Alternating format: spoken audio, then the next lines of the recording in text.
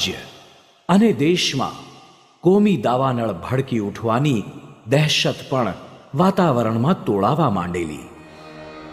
પરંતુ આ પ્રસંગે પ્રમુખ સ્વામી મહારાજે દાખવેલી સ્થિરતા, ધીરતા અને ઉદારતાએ સમગ્ર સમાજને શાંત અને સ્વસ્થ રાખ્યો.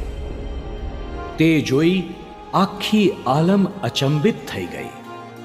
સ્વામીશ્રીની 100 ટચની સાધુતાનો આ પરિચય અને પ્રભાવ આવો આપણે નિહાળીએ.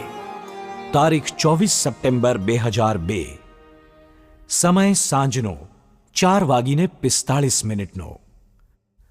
આ ક્ષણે ગાંધીનગરના અક્ષરધામની દિવાલ કૂદીને પરિસરમાં ધસી આવેલા 2 આતંકવાદીઓ અંધાધૂંધ ગોળીબાર દ્વારા નિર્દોષ નાગરિકોને મોતને